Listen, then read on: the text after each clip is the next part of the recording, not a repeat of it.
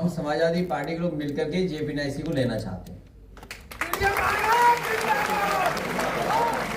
इसलिए लेना चाहते हैं जो उन्होंने औरों को कीमत लगाई हो, जो उन्होंने औरों को बेचने के लिए कीमत गुपचुप लगाई हो, वही कीमत हम लोग देने को तैयार हैं। और इसलिए क्योंकि इससे न केवल हमारा इमोशनल अटैचमेंट है JP-NIC से, बल्कि हमें आइडियोलॉजिकल अटैचमेंट बहुत बड़ा है। और आइडियोलॉजिकल अटैचमेंट के साथ साथ जिस समय इसको शिलान्यास किया गया था, उस समय देश के बहुत सारे सोशलिस्ट लीडर्स आए थे, जिसमें नेताजी, जॉर्ज फर्नांडिस साहब और अन्य लोग आए थे। और मैं ये दावा करता हूं कि JP-NIC और खासकर जो जयप्रकाश जी का म्यूजियम बना है, देश में किसी पॉलिटिकल लीडर का ऐसा म्यूजियम नहीं बना जो समाजवादियों ने जयप्रकाश जी को समर्पित किया है लखनऊ में।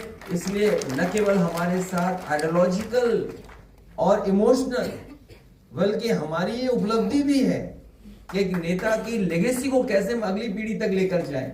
इसलिए जब सब बीजेपी बेच रही है तो हम ये खरीदना चाहते हैं समाजवादी लोग मिलकर। पूरे प्रदेश और देश के समाजवादियों से मैं अपील करूंगा कि वो हमें चंदा भी देंगे और हम ये लेना चाहते हैं।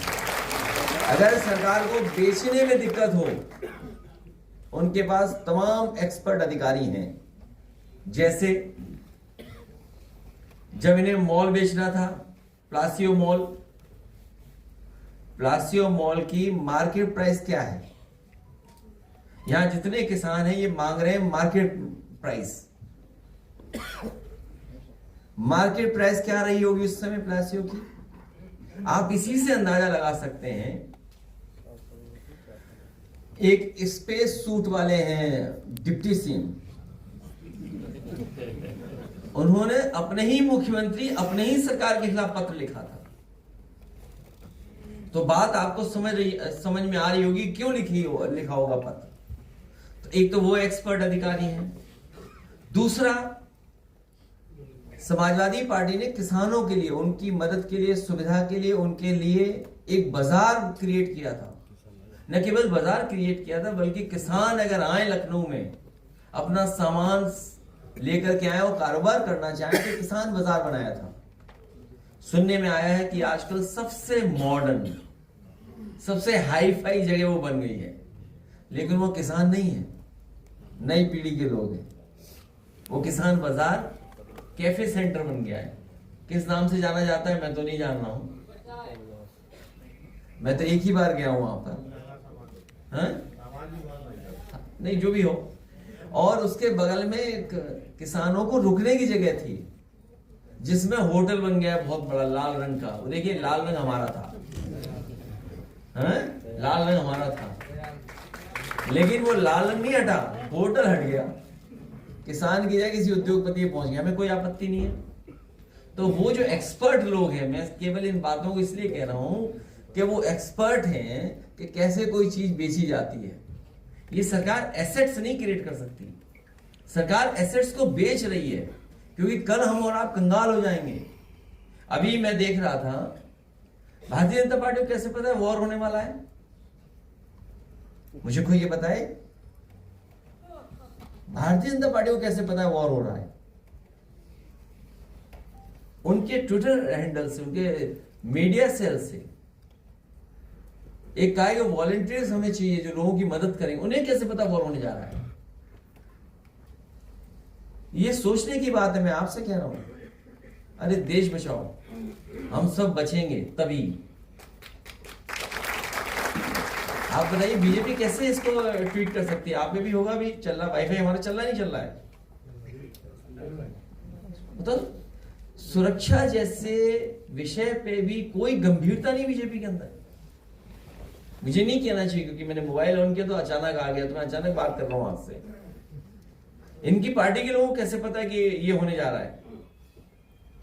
और फिर ये कोई दिखावटी और प्रदर्शन का वो नहीं है समय। आप अपने ट्विटर हैंडल पे डाल रहे हैं वॉलंटियर्स चाहिए हमें। आप पढ़िएगा इंग्लिश में चिट्ठी क्या है, पढ़ दे कोई अगर पढ़ सकता है इंग्लिश में। हिंदी में क्यों नहीं दिया इन्होंने? किसी इसलिए कि कोई जाने ही ना।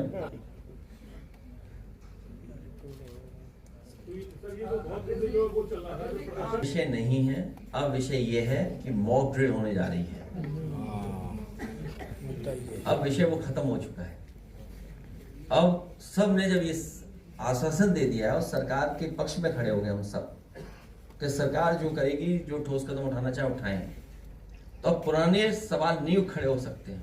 हालांकि मुझे कांग्रेस पार्टी के बारे में नहीं कहना, वो सीनियर लीडर है, लेकिन हम सब ने मिलकर के सरकार को यही आश्वासन दिलाया है, भरोसा दिलाया कि आप ठोस कदम उठाइए, हम आपके साथ हैं। अब तो मॉक ड्रिल होने जा रही है, इसलिए लाइट वाइट जो इंस्ट्रक्शंस हों वो आप भी जारी कर देना, तो हम लोग फॉलो करेंगे, और जो सरकार कहे वो मान लेना आप भी। सरकार मॉक ड्रिल कर रही है, वहीं पे कासगंज जा रहे थे आज रामजीलाल सोन, उनको रोक दिया गया और जान नहीं दिया जा रहा पीड़ितों से मिलने के लिए, इसको कैसे आप देखें? आगरा में, अभी न्यूज नहीं है मेरे पास, आगरा में मुझे किसी ने न्यूज दी थी और आपके किसी अखबार ने लिखा है कि 7 दिन के अंदर पिछले कई दिनों से जाने कितने मर्डर हुए हुए, बड़े पैमाने पे मर्डर हुए हैं आगरा में। वो मेरे पास है नहीं न्यूज इस समय, लेकिन मेरे पास न्यूज नहीं है कि पुलिस इसी में लगी हुई है। अब आप देखिए चंदौली में क्या हुआ, चंदौली में क्या हुआ, सरकार बचा रही है, बीजेपी है, न केवल खुल के नाम ले रहे हैं, सबको पता है, सबको पता है कि मर्डर किसने किया है, कौन लोग पीछे हैं। भाई हमने आपने तो लाइव देखे मर्डर, तब कुछ नहीं हुआ।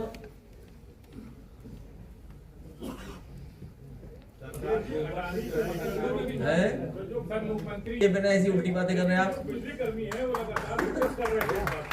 देखिए सरकार क्यों लाए वो लोग, बीजेपी की सरकार क्यों लाए, अब दिखेगा सब। मुख्यमंत्री योगी आदित्यनाथ जी ने अधिकारियों को आदेश, भाई सरकार क्यों लाए आप लोग, हम सब लोग क्यों लाए सरकार, जब हम लोग बता रहे थे कि भारतीय जनता पार्टी सब बेच देगी। हम तो सदन में कह रहे थे मॉल बिक गया, हमने सदन में कहा कि किसान बाजार बिक गया। अखिलेश जी ये आप कह रहे हैं सरकार बेचने वाली है, ये बनाने वाली नहीं है, ये एसेट्स नहीं क्रिएट करेगी, जो आपके सरकार के एसेट्स हैं उनको सबको बेच देगी। अखिलेश जी चाचा भी जब सभी बेचा जा रहा है तो बसें भी बेची जा रही है, यात्रियों को बहुत दिक्कत हो जा रही है, रास्ते में ब्रेकडाउन हो जा रही है।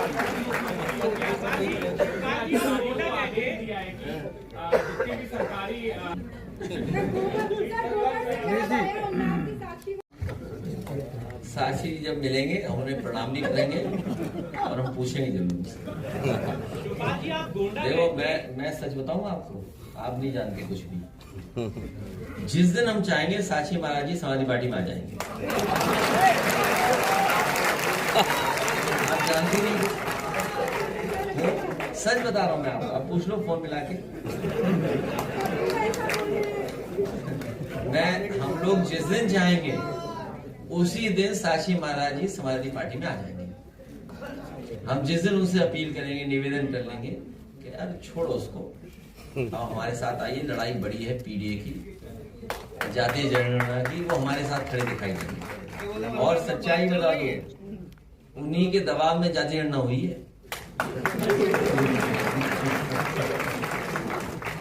शिवपाल जी आप गोंडा गए थे अभी,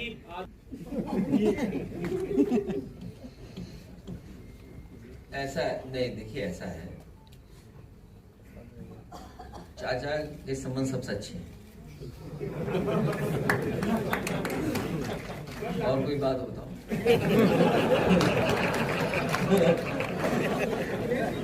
सदन की कार्रवाई नहीं जानते थे। अखिलेश जी वो प्रधानमंत्री जो जा रहे थे पहलगाम, सॉरी टीवी आज तक है, कौन सा है? आज तक है। देखिए आज तक को ज्यादा उलझाना नहीं चाहिए।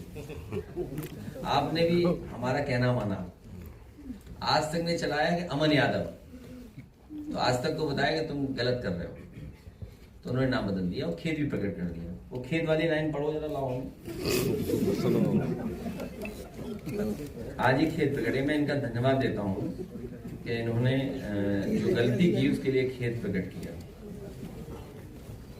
खेत डाल दिया था, अमन यादव की जगह अमन यादव डाल दिया था, तो हम लोगों ने शिकायत की, तो आज तक ने स्वीकार की कि उनसे गलती हो गई, तो उन्होंने खेत भी डाला उसके बाद में।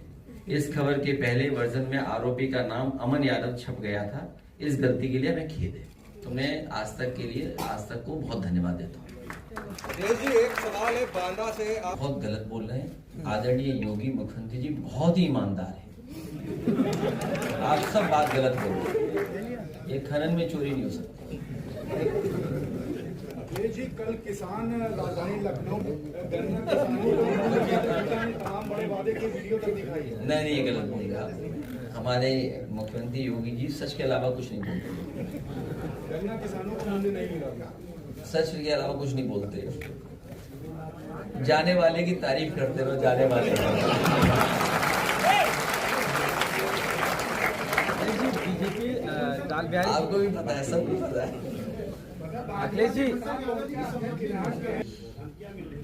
नहीं, उन्हें सुरक्षा मिलनी चाहिए। पत्र हम लोग लिख देंगे उसके लिए। लाल भाई वो लीडर ऑपोजिशन है हमारे साथ, जो ये बात बता रहे हैं, आप पत्र से लिख देना, चिट्ठी लिख देना सुरक्षा के लिए। आप उनकी जानकारी दे देना, ये चिट्ठी लिख देंगे। बीजेपी के कोई किसान नेता, उन्हें धमकी मिल रही है, आप चिट्ठी लिख देना सुरक्षा के लिए। क्या खड़गे जी ने आरोप लगाया है, अभी आपके साथी ने सवाल पूछा था, मैं जवाब दे चुका। देखिए, एक मिनट, मैं किसी पॉलिटिकल पार्टी लीडर के लिए कुछ नहीं कह सकता, वो मेरा विषय नहीं है। क्योंकि आप लगातार सवाल पूछ रहे हैं, हमें डर भी लगता है चैनल वाले किसका कैसे इस्तेमाल करें। सच्चाई तो ये है, किसी भी पॉलिटिकल उसमें जब ऑल पार्टी मीटिंग हो गई और आपने सरकार को कहा है कि ठोस कदम उठाएं, तो ये बातें उस समय भी आई हुई या फिर एक बार और फिर ऑल पार्टी मीटिंग हो जाए। क्योंकि जब देश में मॉक ड्रिल हो रही है, वॉर के लिए मॉक ड्रिल हो रही है, तो ये विषय उठना बिल्कुल बंद होना चाहिए। अब मेरी लड़ाई करा दोगे आप? सही है। तो जब हम कह रहे हैं कि वहां सब सुझाव दिए जा चुके हैं, एक बार फिर ऑल पार्टी मीटिंग बुला ली जाए, तो बातें उस समय भी रख दी जाएंगी। Leader of opposition Lal Bihari ji ने वाराणसी में कमेंट किया था, बीजेपी अभी उन्हीं के कमेंट को लेकर उनको टारगेट कर रही है। उन्होंने भी पहलगाम की बात की थी। क्या बीजेपी कर रही, तुम्हें नहीं पता दिल क्या कहता है तुम्हारा? दिल में इनकी भी वही बात है जो लाल बिहारी जी कह रहे हैं। नहीं हो तो अब हम पे कोई मशीन ही नहीं है। सच्चाई यही है, ये जो दिल में इनके भी वही बात है। अब मेरे नेगेटिव चलाएंगे न्यूज। कौन सा अखबार है? बस समझ लो टेंशन क्या है।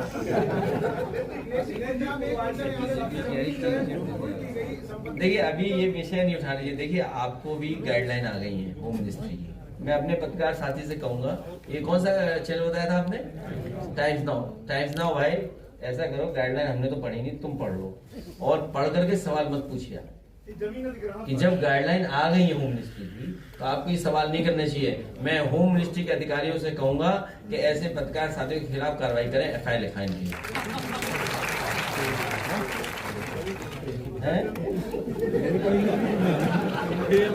क्या नहीं, इसलिए गाइडलाइन आ गई तो हम कैसे कह सकते हैं? आपको भी नहीं सवाल पूछना चाहिए। कार्रवाई हो रही है, क्या प्रतिनिधिमंडल जाएगा? देखिए, ये चाचा भी जा चुके हैं, हम भी उसके घर जा चुके हैं। ये क्यों कार्रवाई हो रही है, आपको ये सोचना चाहिए क्यों कार्रवाई हो रही है। और हर स्तर पे वकीलों के जो हमें सहयोग लेना पड़ता है वो भी हम ले रहे हैं, कानूनी मदद ले रहे हैं। आर्थिक रूप से भी जितना तोड़ा जा सकता है तोड़ा जा रहा है। और आप टाइमलाइन देखिए कि मुकदमे कब दर्ज हो रहे हैं, वो टाइमलाइन देखिए आप। पुलिस कप्तान, इससे पहले बहुत पहले जब पुलिस कप्तान थे तो मैंने बात की उनसे, तो उनकी बातों से लगा कि उनके ऊपर कोई दबाव है। जिसके कारण वो लगातार झूठी एफआईआर लिखा रहे हैं। लिखाने वाले कौन लोग हैं? देखिए, वो घबराए लोग हैं जिन्हें चुनाव हारना निश्चित है। चुनाव हारेंगे वो लोग जो एफआईआर लिखा रहे हैं, वो चुनाव हारेंगे। उन्हें कोई भी गणित चुनाव नहीं जिता सकता। और मैं आपको याद दिला दूं, वो बातें याद नहीं दिलानी चाहिए। बहुजन समाज पार्टी ने कोई फैसला लिया था उस जिले में, वो फैसला मुझे बदलना नहीं चाहिए था।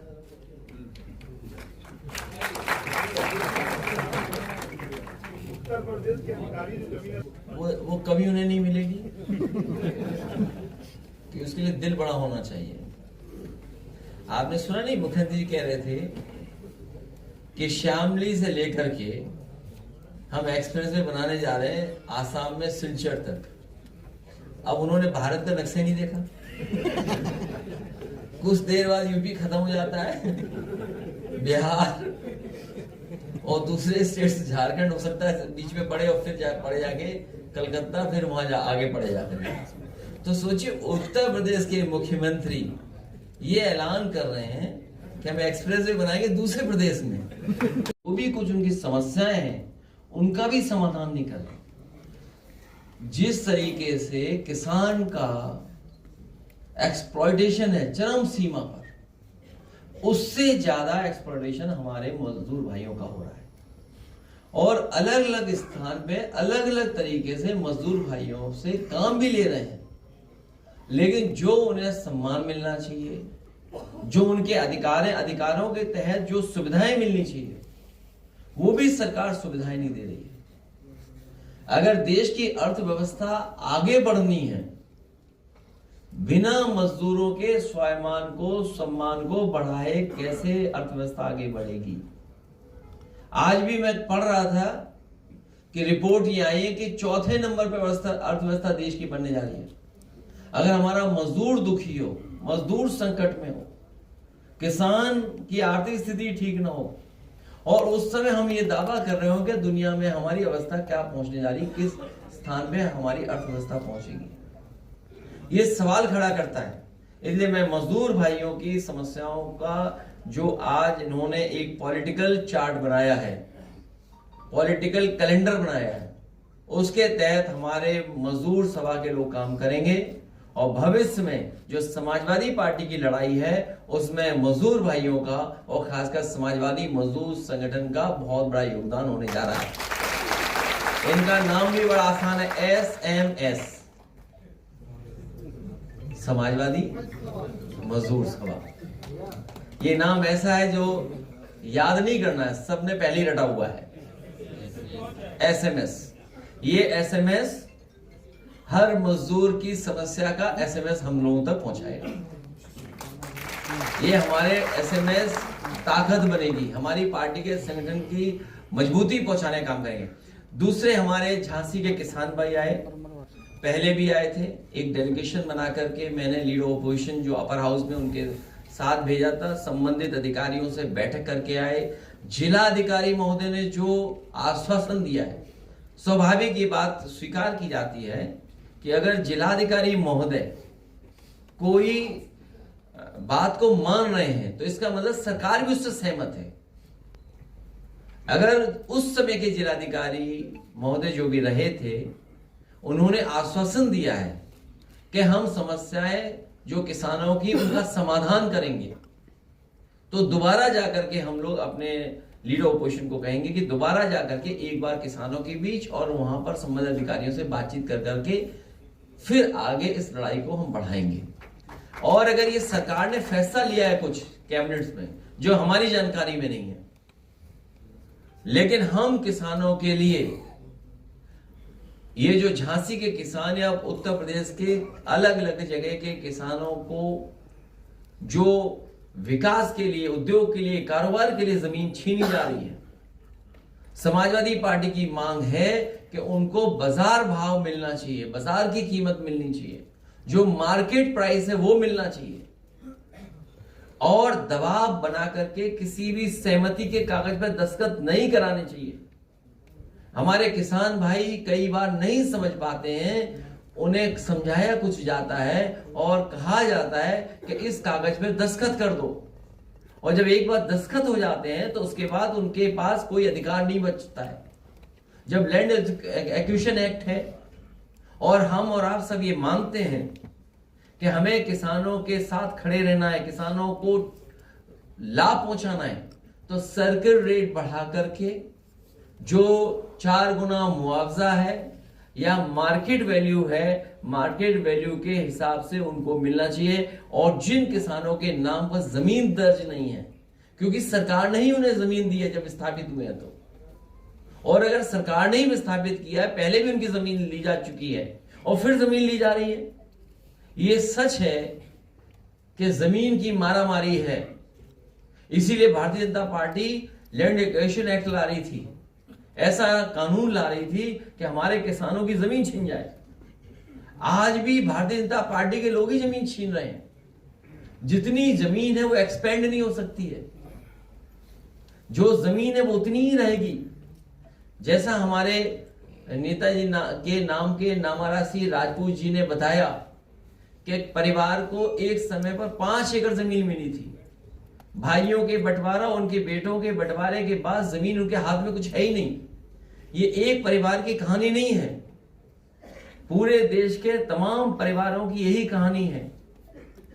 और इसलिए भी ये संकट का समय, क्योंकि जमीन एक्सपेंड नहीं हो सकती। जो इंफ्रास्ट्रक्चर बन रहा है, जो विकास हो रहा है, उससे जमीन और कम होती जा रही है।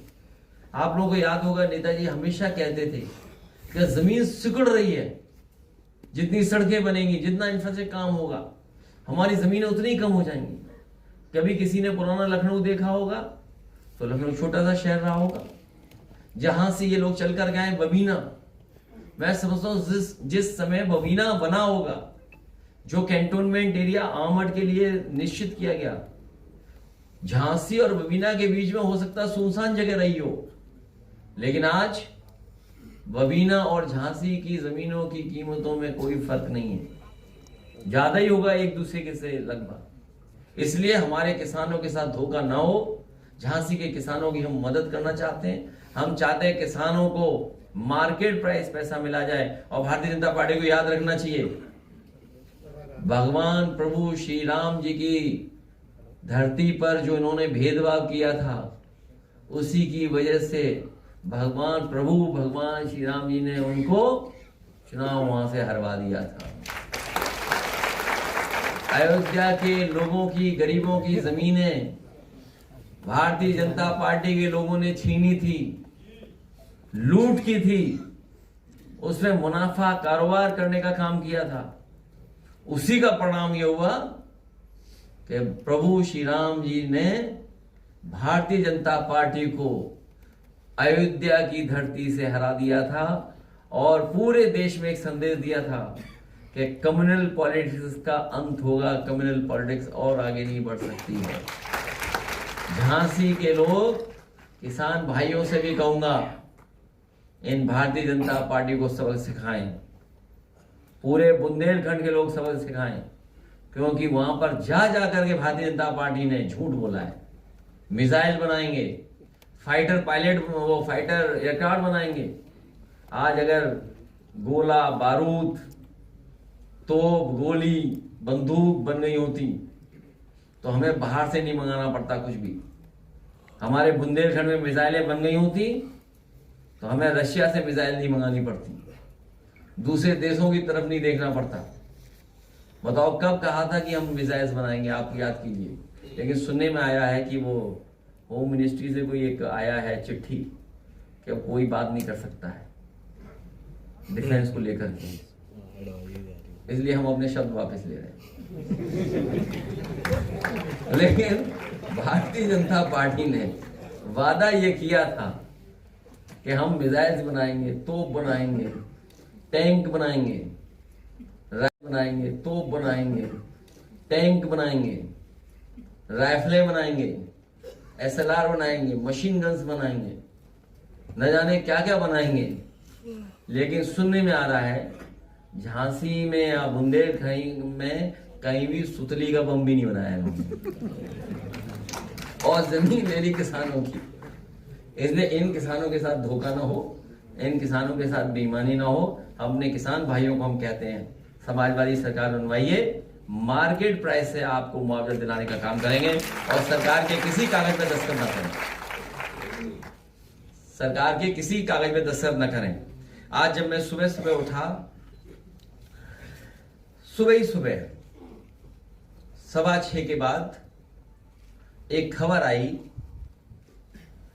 कि आगरा में अमन यादव का इनकाउंटर कर दिया गया। जैसे ही मैं उठा और कुछ देर बाद वो फ्लैश होना शुरू हो गई न्यूज, तो पता नहीं क्या मेरे मन में आया कि ये असली इनकाउंटर नहीं है, ये फेक इनकाउंटर है।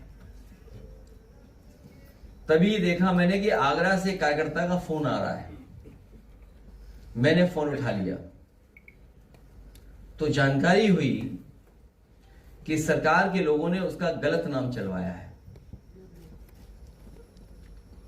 जो सरकार इनकाउंटर कर रही हो और उसका असली पूरा नाम न जानती हो, तो बताओ फेक इनकाउंटर है कि नहीं? जो सरकार असली पूरा नाम भी नहीं जानती है, ये जाति विशेष, खासकर हम सबको और खासकर समाजवादियों को, क्योंकि जैसा हमारे किसान भाई कह रहे थे, उन्हें पीड़ा है, जिसको पीड़ा है, तकलीफ है, उसके साथ पीडीए है,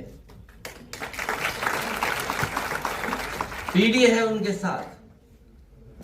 जाति विशेष को बदनाम करने के लिए इन्होंने नाम जानबूझ करके चलवाया। जब मैंने वहां के लोकल पत्रकार साथियों से पूछवाया कि आखिरकार ये नाम क्यों लिखा गया, क्यों फ्लैश किया गया, तो उन्होंने कहा कि पुलिस के हैंडल पे ट्वीट किया गया था या मैसेज गया था। मैंने तत्काल उससे कहा कि उस मैसेज की स्क्रीनशॉट मांगिए, तो उसके बाद उसने स्वीकार किया प्रेस के लोगों कि उसे मौखिक बताया गया था। पुलिस के किसी बड़े अधिकारी ने उसे ब्रीफ किया था पत्रकारों को। इसलिए समाजवादी पार्टी की मांग है, जिसका असली नाम भी नहीं सरकार जानती है, पूरा नाम, ऐसे अधिकारी को तत्काल निलंबित करना चाहिए जो बदनाम करना चाहता है। ये आपराधिक कृत्य है। मुझे खुशी है इस बात की, यहां जितने चैनल अखबार वाले बैठे जिन्होंने पहले वो नाम फ्लैश किया था, उन सब ने वो नाम बदल दिया। मैं अपने प्रेस के साथियों का धन्यवाद देना चाहता हूं। नाम बदल दिया, इसका मतलब उन्हें पता है कि पीडीए की सरकार आ रही है।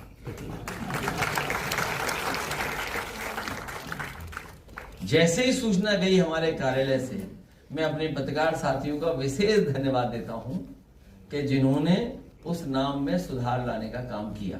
क्योंकि आज तक हमारे गांव में कोई ने आपकी पार्टी में, देखो खुली बात कह रहा हूँ, अभी आया, अभी प्रसन्न हुआ अध्यक्ष जी से।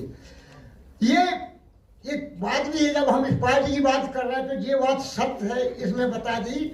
जब तक कार्यकर्ता, जिला अध्यक्ष, तुम्हारा विधायक, आप इसको घर घर, मान लो आज सरकार नहीं है बाबूजी, सरकार से कोई मतलब, अगर हम कोई पीड़ित व्यक्ति पहुंच जाता है, बाबूजी कहते हैं चलो हम चल रहे थाने, कोई मतलब नहीं, हम पड़ जाए, लेकिन इतना रहता है आए तो। और दूसरी बात, ये सरकार ऐसी है कि अगर तुम वोट दे सब करो, लेकिन ये नहीं सुनती है। इसलिए मैं थोड़ा प्रसन्न हो गया। मैं 60-40 साल से मैं भाजपा में रहा। मेरा यही कहना है कि आप मुखिया है राष्ट्रीय लेवल के, इन लोगों को ये बात मेन पुनर्वास वाली है बाबूजी। ये मेरे 60 साल से जब भगे हैं, 60 साल हो गए, मान लो हमारे पुरखा थे वो 5 एकड़ जमीन दी थी। अब 60 साल में हम 3 भाई थे उनके, तो 3-3 1.5 एकड़ बैठी। अब 3-3 भाई के 3-3 लड़का है। बता लो अब वहाँ बैठने लायक हमको जमीन है। ये बात है जो हमारी बबीना ब्लॉक की जमीन है। बड़े परेशान लोग हैं यहाँ पर, नेता लोग ठगते जाते हैं। आपसे यही निवेदन है, आपके कार्यकर्ता, आपके जिला अध्यक्ष, आपके भाजपा ये भाजपा बहुत खराब है। अगर घर घर जाएं या घर घर आप निर्देश दें, आप 27 में निश्चित सरकार बनेगी। ये मेरा वादा है। ठीक है, अपनी बात कौन कहेगा? अपनी इन्होंने तो कह दिया, अच्छी बात है। नहीं, आपका कहना मानेंगे, आपका कहना मानेंगे। हाँ, इनका कहना मानेंगे। नहीं, सबसे प्रथम ठीक। माननीय राष्ट्रपति जी और अरे, चाचा जी समझ गया। हमारे पिता तो सभी बैठे हुए नाम याद रहेगा। किसानों की ओर से आप सभी का बहुत बहुत आभार, जो आपने डेलीगेशन जारी करके उन किसानों का हौसला जारी किया। और सबसे मूलभूत समस्या जो बीड़ा की है, वो आज से 13 और 14 साल पुरानी सर्किट रेट के आधार पर, और जैसा कि रजिस्ट्रियां सीधी रजिस्ट्रियां कराई जा रही हैं अध्यक्ष जी, क्योंकि बैनामा मतलब सहमति लेकर के सीधा बैनामा कराया जा रहा है। समझ गया। और जो परिसंपत्तियां, सड़कें डरी हुई हैं वर्तमान में, लेकिन कागजों में दर्ज नहीं है, और परिसंपत्तियों का पैसा काटा जा रहा है। और अधिगढ़ की बात करते हैं तो अधिगढ़ फिर ना सुन के जो अधिकारी लोग हैं वो धमकाने गांव में जो आते हैं, उनके डीएम साहब हो, एसडीएम साहब हो, उनकी पूरी टीम जो है लोगों को गुमराह करके कि साहब आपका पैसा कोर्ट में डाल दिया जाएगा, आपको धमकाया जाएगा, आपका पैसा नहीं मिलेगा, जो गुमराह करके लोगों को, और ये सारी चीजें बीड़ा के तहत लोगों को छला जा रहा है।